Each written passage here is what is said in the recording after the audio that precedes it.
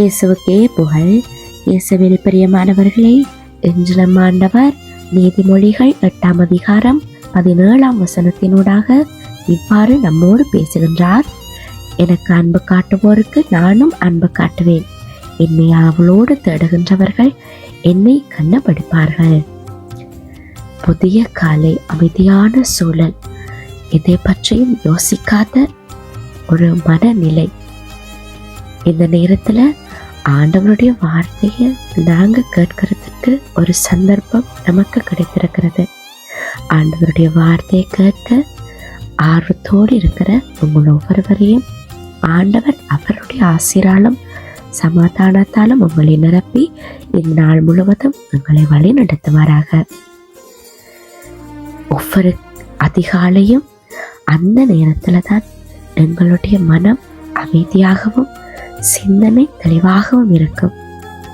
அதனால தான் அநேகர் அதிகாலை வேளையிலே ஜெபிப்பதுண்டு, ஆண்டவரை தேடுவதுண்டு. இன்றைய உலகத்துல நாங்க வேலை, பணம், புகழ் இவை அனைத்தையும் தான் தேடி ஓடிக்கொண்டிருக்கிறோம். ஆனா உண்மையான சமாதானமும் சந்தோஷமும் ஆண்டவரை தேடுகிற வாழ்க்கையில தான் இருக்கிறது. இன்றைக்கு நீதிமொழி 8:17 ஆண்டவர் நமக்கு ஒரு அழகான வாக்குறுதியை கொடுக்கிறார். என்னை தேடுகிறவர்கள் என்னை கண்டடைவார்கள். இது வரும் வார்த்தை அல்ல, நம் வாழ்க்கையை மாற்றக்கூடிய உண்மை.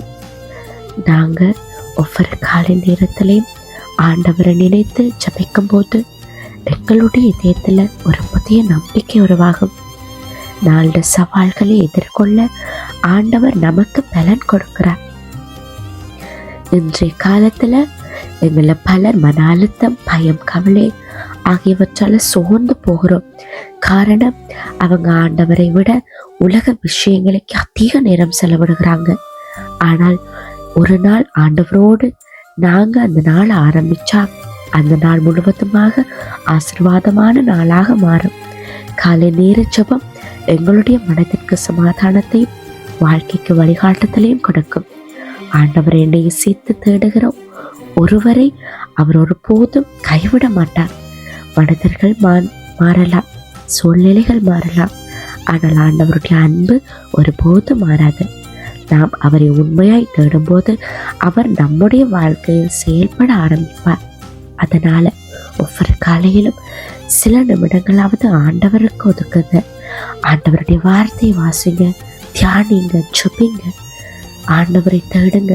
உங்களோட வாழ்வாக அவரை முன் கொண்டு வாங்க. உங்கள் எல்லாவற்றுக்கும் முக்கியத்துவமாக அவரை நிறுத்துங்க. அப்போது எங்களுடைய வாழ்க்கை சமாதானமும் ஆசீர்வாதமும் நிரம்பி இருக்கும். இன்றைக்கு ஆண்டவருடைய வார்த்தையும் அதைத்தான் நமக்கு தெளிவாக சொல்லுகிறது.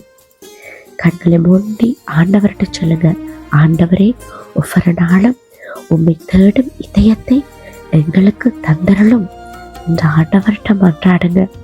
அவரை தேடுகிறவர்களுக்கு நிச்சயமாக அவர் சகலத்தையும் செய்ய வல்லவராய் இருக்கிறார். ஆமேன்.